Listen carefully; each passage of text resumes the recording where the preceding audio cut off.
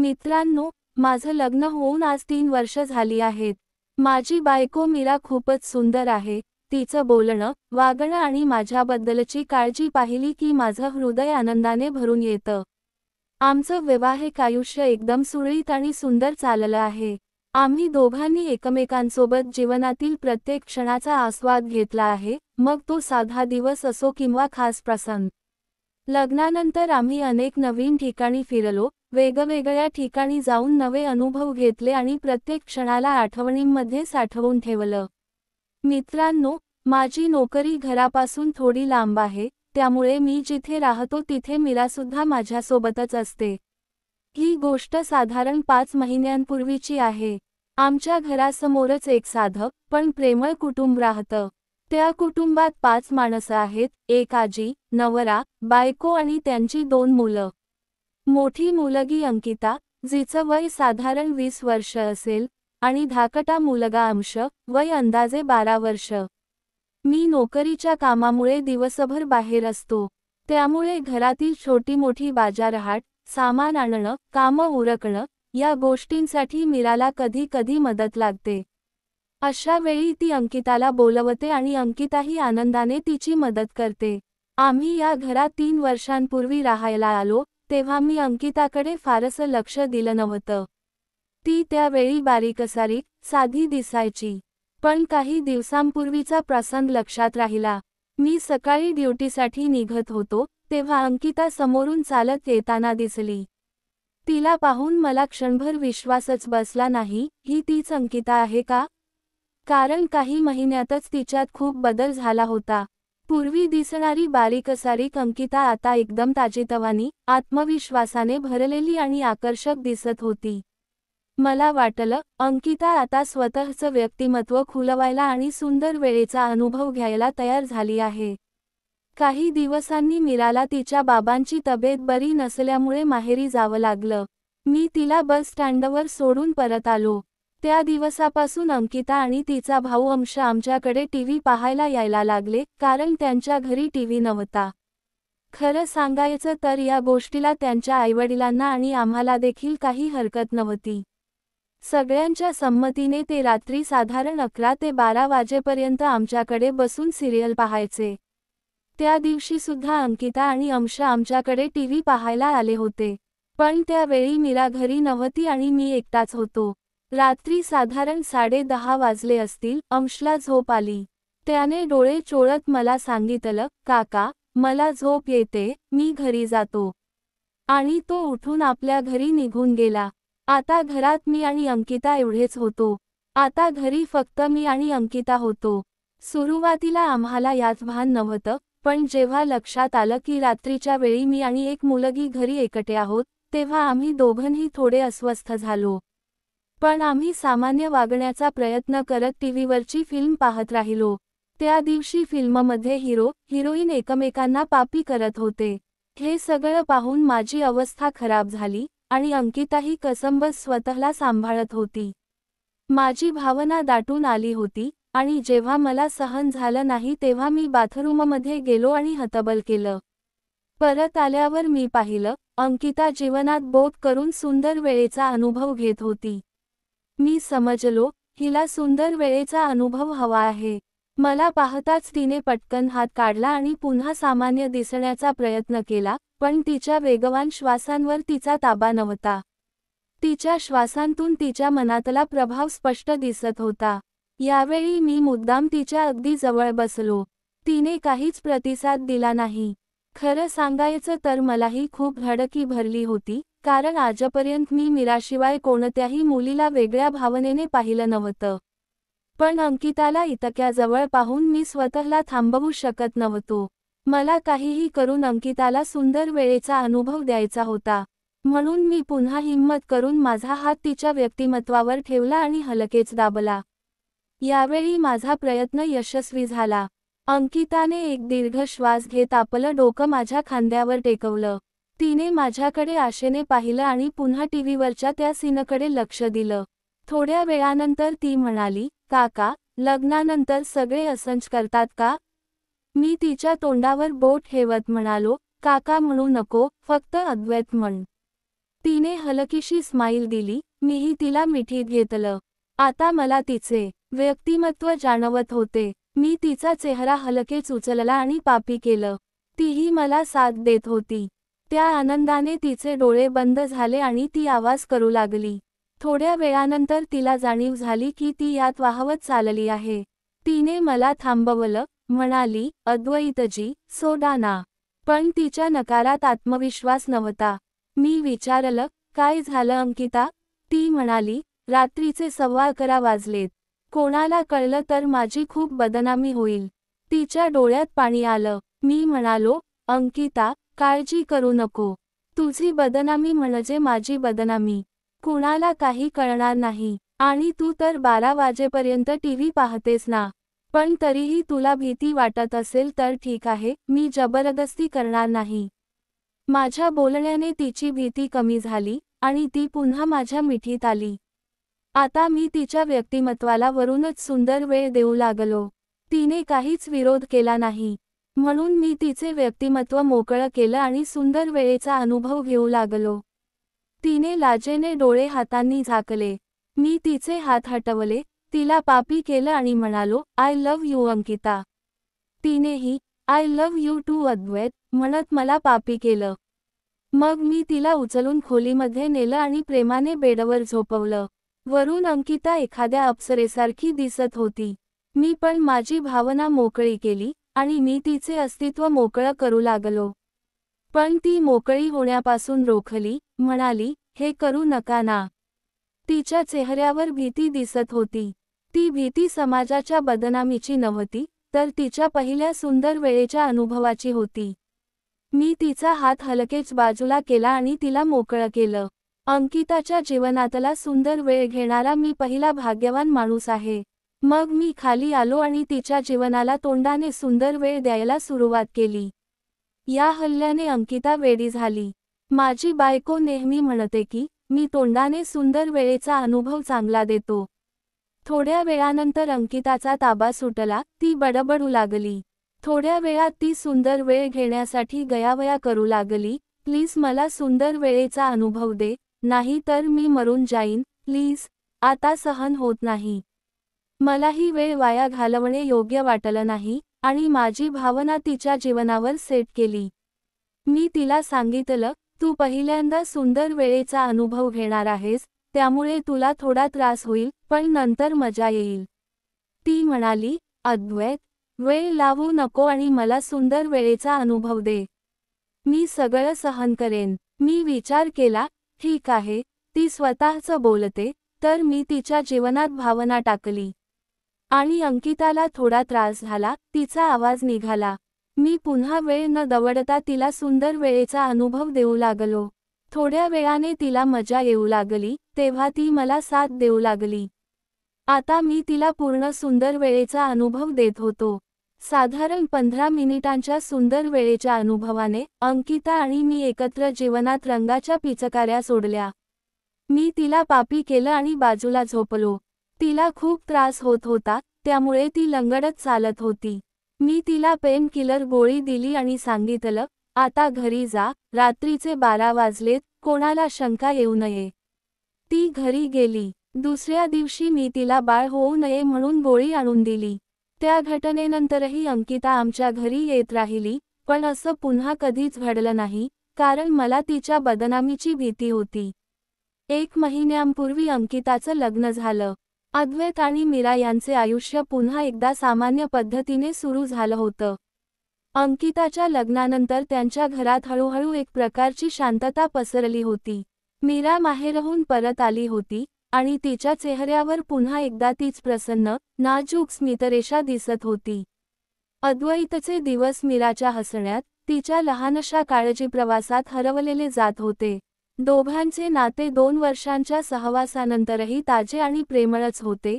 दिनक्रमातले छोटे क्षण, गप्पा आणि एकमेकांसाठी केलेले छोटेपणाचे वागणे, हे सर्व रंगतदार होते. पण जीवनात कधी कधी अनपेक्षित वळणं येतात, असंच काहीतरी त्यावेळेस अद्वैतच्या आयुष्यात येणार होते. एक सकाळ होती, सूर्य मृदू प्रकाश पसरवत होता आणि घराच्या गोठवलेल्या खोल्या हवा वावरत होत्या. अद्वैत ऑफिसला जायच्या तयारीत होता. त्याने थोडा कॉफी घेतल्यावर पेहराव घालताना मीरा स्वयंपाकघरात त्याच्यासाठी डबा तयार करत होती. त्या सोप्या क्षणात घराचा दरवाजा अचानक खटखटला. अद्वैतने दार उघडलं, पण बाहेर कुणी नव्हतं. थोडासा आश्चर्याने खाली बघितलं असता दाराच्या दिंड्यावर लाल रंगाचा लिफाफा ठेवलेला होता. त्याच्यावर फक्त त्याचं नाव लिहिलं होतं, अद्वैत. कोणाचाच पत्ता, कोणी पाठवलं, काहीच नव्हतं. मीराने आवाज करून विचारलं, काय झालं? कोण आलं का? अद्वैतने लिफाफा हातात घेतला. अनपेक्षित होण्याची एक हलकीशी खिंड पडली. मीरा उत्सुकतेने पुढे आली आणि म्हणाली, उघडून बघ ना, काय आहे आत? अद्वैतने लिफाफा उघडला. आत एक पत्र होतं, कागदी, हाताने लिहिलेलं, अक्षरे अवघड पण भावना तीव्र. त्याने पत्र वाचायला सुरुवात केली. वाचन सुरू होताच त्याच्या चेहऱ्यावर बदल उमटले. अक्षरे हळूहळू त्याच्या मनात धडधड सुरू करीत होती. प्रिय अद्वैत, तुझी आणि माझी भेट काही क्षणांपुरतीच होती, पण त्या क्षणांनी माझं आयुष्य बदललं. मी तुझ्याबद्दल कधीच विसरू शकणार नाही. आता माझ्यावर एक संकट आले आहे आणि फक्त तूच मला वाचवू शकतोस. कृपया माझी मदत कर. मी तुला उद्या रात्री 9 वाजता गावाबाहेरील जुन्या लिंबाच्या झाडाखाली थांबवेन. मला खात्री आहे तू येशील. पत्रावर कोणाचंही नाव नव्हतं. अद्वैतच्या मनात चक्रावार विचारांचे वादळ उफरले. हे पत्र कोण पाठवले? कोणाला इतका त्रास होतोय की ती मदतीसाठी फक्त त्याच्याकडे बघत आहे? त्याच्या मनात लगेचच एक व्यक्ती आली, अंकिता. पण अंकिताचं लग्न झालंय, ती आता सासरी आहे. हे पत्र तिला कसं पाठवलं असावं? हे विचार घेताच त्याला चिघळून जसं काही वाजलं तसं वाटले. मीराने मागे येऊन पत्र पाहिलं आणि थोडंसं विचारलं, हे कोणाचं आहे? काही फारस? अद्वैत थोडा अस्वस्थ बोलला, काही नाही, ऑफिसचं काहीतरी. पण असं बोलताना त्याच्या आवाजात एक फरक होता. अद्वैतला मीराला संपूर्ण सत्य सांगण्याची हिंमत नव्हती. मीराने काही शंका धरली नाही. ती परत स्वयंपाकात गेली, पण अद्वैतच्या मनात आता एक वेगळाच मंद आवाज उठू लागला. ऑफिसमध्येही त्याचे मन कामात अडकत नव्हतं. पत्राच्या ओळी त्याच्या डोक्यात सतत घुमत होत्या. अंकिताची तिथल्या त्या रात्रीची अस्पष्ट आठवण, जिच्यात काही गोंधळ होता, तो परतपणा देऊ लागला. अद्वैतला ते दिवस, तो क्षण आणि त्याने केलेल्या चुका यांची आठवण येत होती. त्याच वेळी त्याला मीरावरचा त्याचा नातेही तितकंच महत्त्वाचं वाटत होतं. हा विरोधाभास त्याला तणावात ठेवत होता. दुपारी जेवताना तो ठरवून बसला, आता तर मी जाईन.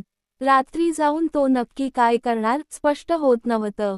पण एक गोष्ट ठरवली होती, जर ते पत्र अंकितानेच लिहिलं असेल, तर तो थेट आणि प्रामाणिकपणे तिच्याशी बोलेल.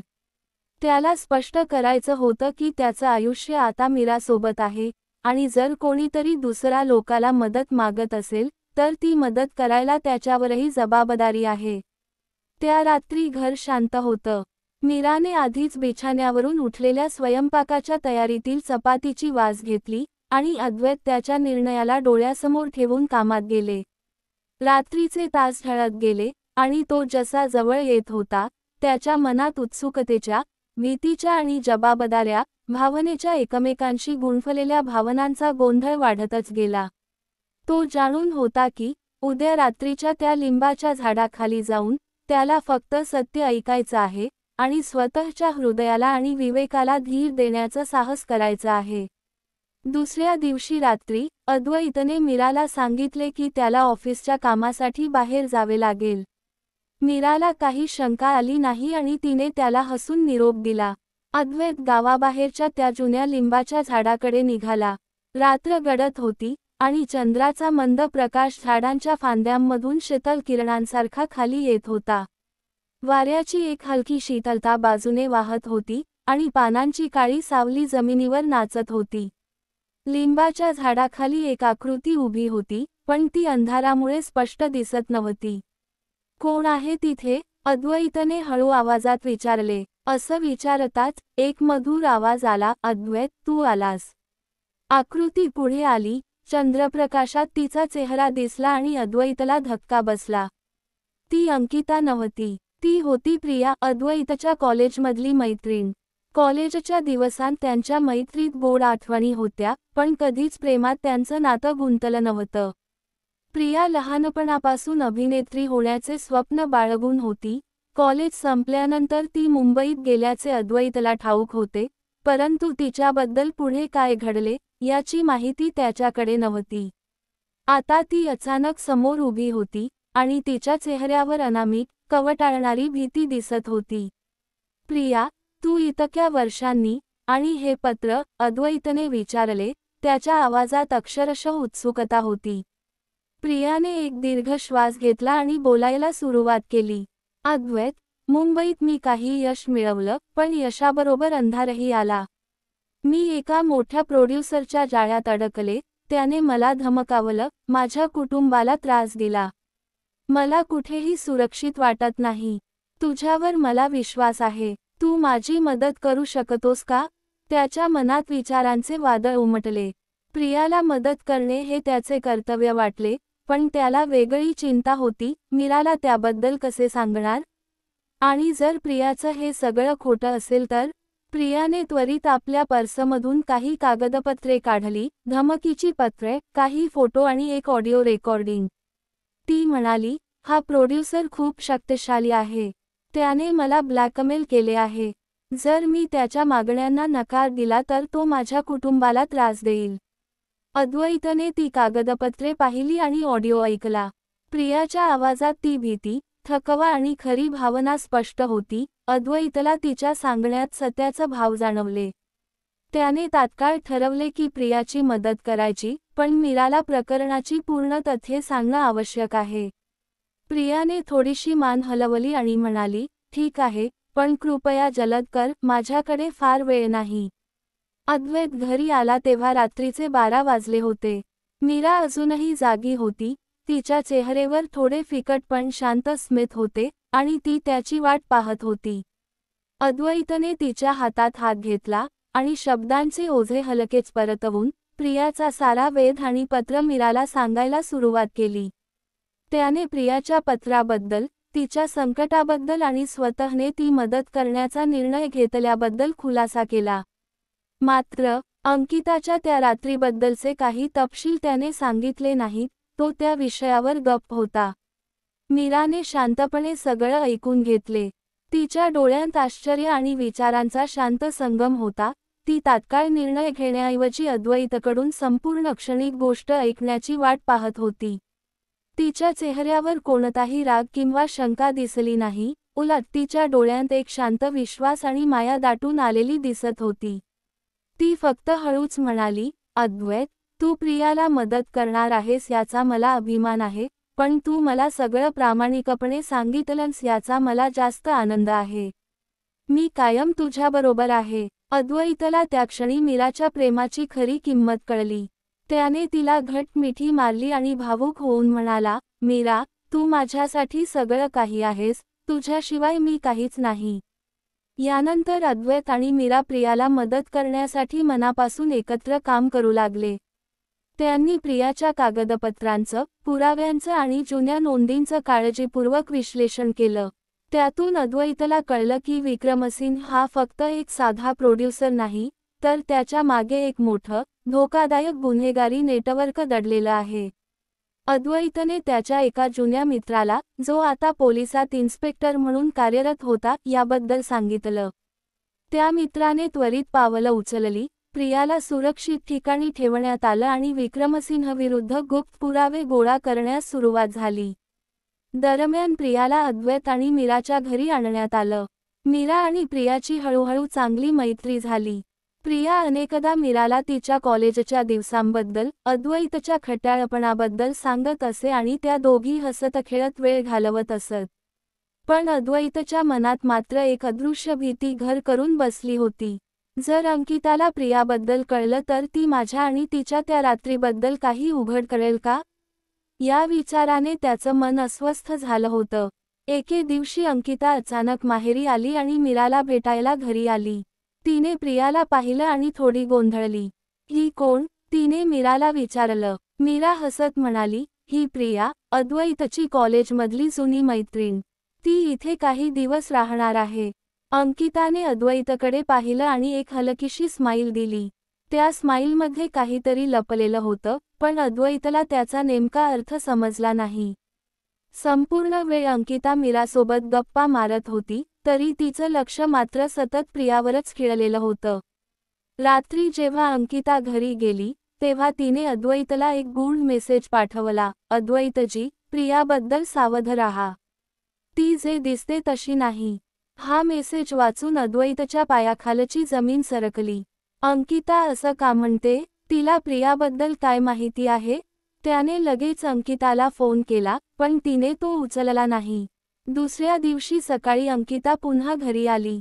मीरा समोर असतानाही तिने अद्वैतला शांतपणे म्हटलं, अद्वैतजी, मला तुमच्याशी खाजगीत बोलायचं आहे.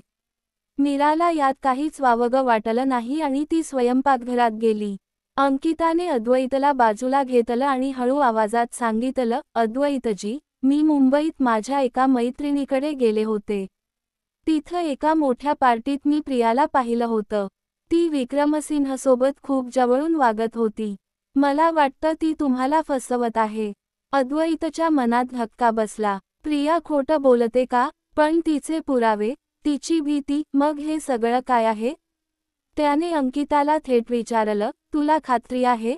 अंकिता आत्मविश्वासाने म्हणाली, हो, पण तुम्ही स्वतः याची खात्री करून घ्या. मी फक्त तुम्हाला सावध करायला आले आहे. हे ऐकून अद्वैतने अंकिताच्या बोलण्यावर विश्वास ठेवला आणि पुन्हा एकदा प्रियाच्या पुराव्यांची तपासणी करण्याचा निश्चय केला.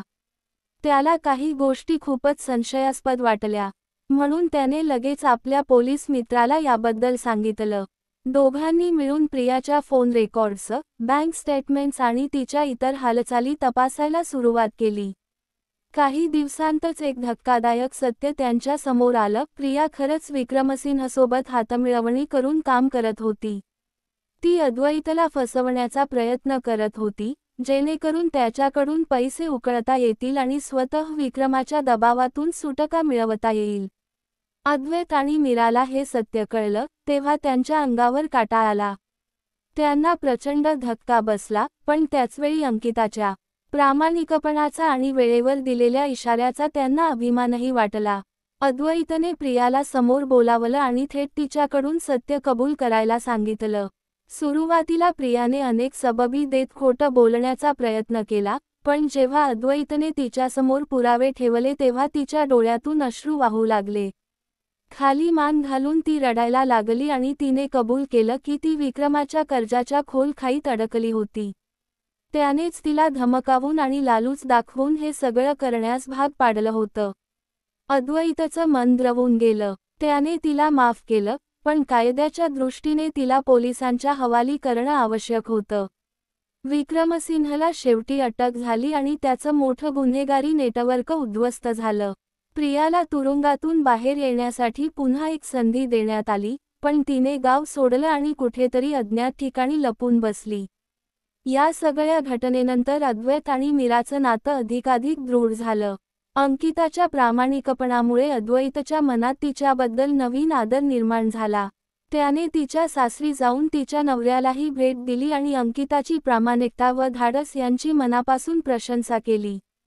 अंकिता ही अद्वैत आणि मीराला नेहमीच आपलं जवळचं कुटुंब मानायची. काही दिवसांनी अद्वैत आणि मीरा घरी शांतपणे बसले असताना पुन्हा एकदा दारावर टकटक झाली. अद्वैतने दार उघडलं, तर पुन्हा एक लाल लिफाफा खाली पडलेला दिसला. मीराने हसत विचारलं, आता हे काय नवीन साहस आहे?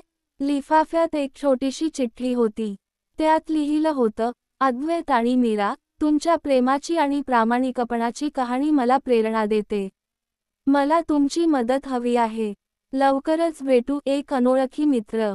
ही चिठ्ठी वाचून त्यांच्या आयुष्यात पुन्हा एकदा एक नवीन, रहस्यमय वळण ठोठावून गेलं. त्या पिवळ्या लिफाफ्यातील शब्दांनी त्यांच्या मनात एकाच वेळी उत्सुकता, थोडीशी भीती आणि गोंधळ निर्माण केला. हा अनोळखी मित्र कोण असू शकतो? त्याला आमची मदत का हवी आहे? अद्वैतच्या मनात विचारांचं काहूर माजलं होतं, पण मीराच्या चेहऱ्यावर मात्र एक शांतस्मित उमटलं होतं. ती नेहमीप्रमाणेच अद्वैतच्या प्रत्येक निर्णयात त्याला साथ देण्यासाठी सज्ज होती. तिने त्याचा हात हलकेच दाबला आणि हळू आवाजात म्हणाली, अद्वैत, काळजी करू नकोस. आपण याआधीही अशा संकटातून बाहेर आलो आहोत. हा कोणीही असो, आपण त्याला नक्कीच मदत करू. मीराच्या आत्मविश्वासपूर्ण शब्दांनी अद्वैतला थोडं बळ मिळालं. पण त्याच्या मनात एक प्रश्न अजूनही घोळत होता, याबद्दल अंकिताला सांगावं का? कारण प्रियाच्या बाबतीत तिने वेळेवर मला सावध केलं होतं, आणि कदाचित यावेळीही तिचा सल्ला खूप उपयोगी पडू शकेल. चिठ्ठीत लिहिलेलं होतं की हा अनोळखी मित्र लवकरच त्यांना भेटेल, पण कधी आणि कुठे याचा काहीच उल्लेख नव्हता. त्यामुळे अद्वैत आणि मीरा यांनी ठरवलं की ते सावध राहतील, पण त्याचबरोबर आपलं दैनंदिन आयुष्यही सामान्यपणे जगतील. एका संध्याकाळी अद्वैत ऑफिसमधून थकलेला घरी परत येत होता. घराजवळ पोहोचल्यावर त्याच्या नजरेस दारासमोर एक माणूस उभा दिसला. त्याने लाल कोट आणि डोक्यावर खोलवर टोपी घातली होती, ज्यामुळे त्याचा चेहरा स्पष्ट दिसत नव्हता. अद्वैतच्या अंगावर काटा आला. कोण आहे तुम्ही? अद्वैतने सावधपणे विचारलं. त्या माणसाने हळू आवाजात उत्तर दिलं, तू अद्वैत आहेस का? हो, मीच अद्वैत. पण तुम्ही कोण? अद्वैत अजूनही सावध होता. क्षणभर शांतता पसरली. मग त्या माणसाने आपली टोपी काढली आणि त्याचा चेहरा दिसला. तो तिशीतला तरुण होता. चेहऱ्यावर हलकी दाढी आणि डोळ्यांत एक अनामिक चमक. त्याने हसत हात पुढे केला आणि म्हणाला, मी आहे अर्जुन, तुझा अनोळखी मित्र. अद्वैतला थोडं आश्चर्य वाटलं, पण त्याने अर्जुनला आत बोलावलं. मीरा स्वयंपाकघरातून बाहेर आली आणि अर्जुनला पाहून तिनंही हळूच स्मित केलं. तुमचं पत्र आम्हाला मिळालं, पण तुम्ही नेमके कोण आहात? आणि तुम्हाला आमची मदत का हवी आहे? मीराने थेट प्रश्न विचारला. अर्जुनने एक दीर्घ श्वास घेतला आणि बोलायला सुरुवात केली. मी एक पत्रकार आहे. गेल्या 2 वर्षांपासून मी एका प्रचंड मोठ्या घोटाळ्याचा पाठपुरावा करतोय. हा घोटाळा इतका गंभीर आहे की उघड झाला तर अनेक बड्या लोकांचे चेहरे काळ्या कृत्यांसह समोर येतील. पण याच कारणामुळे माझ्यावर सतत हल्ले होत आहेत. मला धमक्या मिळत आहेत, आणि माझ्या कुटुंबालाही त्रास दिला जातोय. तुम्हा दोघांची कहाणी मला माहिती आहे. तुम्ही प्रियाला कसं वाचवलं आणि विक्रमसिंहच्या गुन्हेगारी नेटवर्कचा पर्दाफाश कसा केला. त्यामुळेच मी तुमच्यावर विश्वास ठेवून इथे आलो आहे. मला तुमच्यासारख्या प्रामाणिक आणि धाडसी लोकांची गरज आहे. अद्वैत आणि मीराने एकमेकांकडे पाहिलं. अर्जुनच्या बोलण्यात सत्य जाणवत होतं, पण त्याचबरोबर सावध राहणं आवश्यक होतं. तुम्हाला आमची मदत हवी आहे, हे ठीक आहे. पण आम्हाला सगळं सत्य माहिती असणं गरजेचं आहे. हा घोटाळा नेमका काय आहे? आणि आमच्याकडून तुम्हाला नेमकं काय अपेक्षित आहे? अद्वैतने गंभीर आवाजात विचारलं. अर्जुनने त्याच्या कोटाच्या खिशातून एक पेन ड्राईव्ह काढला आणि समोर ठेवला. या पेन ड्राईव्हमध्ये सगळे पुरावे आहेत, बँक ट्रान्सफर्स, ऑडिओ रेकॉर्डिंग्ज आणि काही गुप्त कागदपत्र. हा घोटाळा एका मोठ्या कॉर्पोरेट कंपनीचा आहे. ही कंपनी पर्यावरणाला प्रचंड नुकसान पोहोचवणाऱ्या प्रकल्पांना पाठिंबा देते. त्यांच्या मागे राजकीय नेते आणि गुन्हेगारी टोळ्या आहेत. मी हे पुरावे सार्वजनिक करणार आहे, पण त्याआधी मला एका सुरक्षित ठिकाणाची आणि तुमच्या बुद्धिमत्तेची गरज आहे. अद्वैत आणि मीरा काही वेळ शांत बसले. मग अद्वैत म्हणाला, ठीक आहे अर्जुन, आम्ही याबद्दल विचार करू. उद्या तुला उत्तर देऊ. अर्जुनने त्यांना आभारी नजरेने धन्यवाद दिलं आणि रात्रीच्या गडद अंधारात निघून गेला. अर्जुन गेल्यावर अद्वैतच्या मनात पुन्हा अंकिताचा विचार आला. अंकिताला याबद्दल सांगावं का? तिचा सल्ला उपयोगी पडू शकतो. त्याने हा विचार मीरासमोर मांडला. मीरा शांतपणे हसली आणि म्हणाली, हो, अंकिता आपली खरी मैत्रीण आहे. ती नेहमीच आपल्यासाठी योग्य विचार करते. चला, तिला सांगूया. दुसऱ्या दिवशी सकाळी अद्वैत आणि मीरा अंकिताच्या माहेरी गेले. अंकिता त्यांना पाहून खूप आनंदली. तिनं लगेच त्यांना आत बोलावलं आणि चहापानासाठी नाश्ता आणला. अद्वैतने तिला अर्जुन आणि त्याच्या घोटाळ्याबद्दल सगळं सांगितलं. अंकिता शांतपणे सगळं ऐकत राहिली. मग गंभीर चेहऱ्याने ती म्हणाली, अद्वैतजी, मीरा, तुम्ही खूप चांगलं काम करताय. पण अशा मोठ्या घोटाळ्यांमध्ये जीवघेणे धोके असतात. मी माझ्या नवऱ्याला याबद्दल सांगते. तो एका एनजीओमध्ये काम करतो आणि त्याला पर्यावरणाशी संबंधित घोटाळ्यांची चांगली माहिती आहे. तो नक्कीच तुम्हाला मदत करू शकेल. अंकिताने लगेच तिच्या नवऱ्याला अर्जुनला फोन केला. अर्जुन हा एक उत्साही, प्रामाणिक तरुण होता, जो पर्यावरण संरक्षणासाठी आंधळ्या श्रद्धेने काम करायचा. त्या दिवशीच तो अंकिताच्या घरी आला. त्यानंतर अर्जुनच्या पेनड्राईव्हमधील पुरावे पाहिल्यावर अर्जुन म्हणाला, हे खूप मोठं आहे. ही कंपनी ग्रीनवू कॉर्पोरेशन गेल्या 12 वर्षांपासून जंगलं तोडून, नद्या प्रदूषित करून आणि स्थानिक गावकऱ्यांना त्रास देऊन आपलं साम्राज्य वाढवत आहे.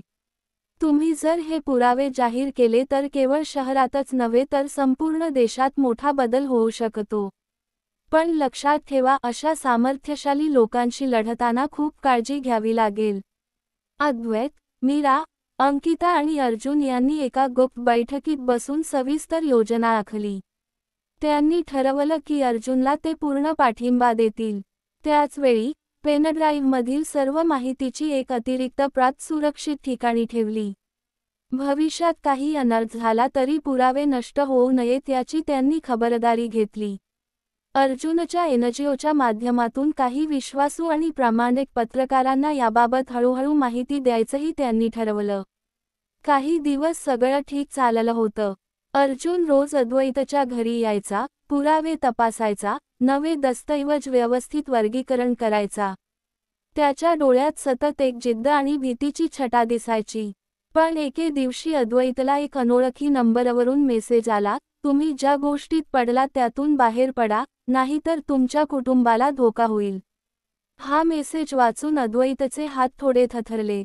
त्याने लगेच तो मेसेज मीरा आणि अंकिताला दाखवला. मीरा घाबरली, डोळ्यांत पाणी आले, पण अंकिता ठामपणे म्हणाली, अद्वैतजी, घाबरू नका. हे लोक फक्त आपल्याला दहशत दाखवतात. आपण पोलिसांना कळवूया. अद्वैतने तत्काळ त्याच्या पोलीस मित्राला, इन्स्पेक्टर संजयला संपर्क केला. संजयने त्या नंबरचा मागोवा घ्यायला सुरुवात केली. तपासात समजलं की तो मेसेज ग्रीनवू कॉर्पोरेशनच्या एका वरिष्ठ कर्मचाऱ्याच्या फोनवरून पाठवला गेला होता. हे ऐकल्यावर अद्वैत आणि त्याच्या टीमला आणखी बळ मिळालं. आता त्यांनी ठरवलं, आता आपण थांबणार नाही.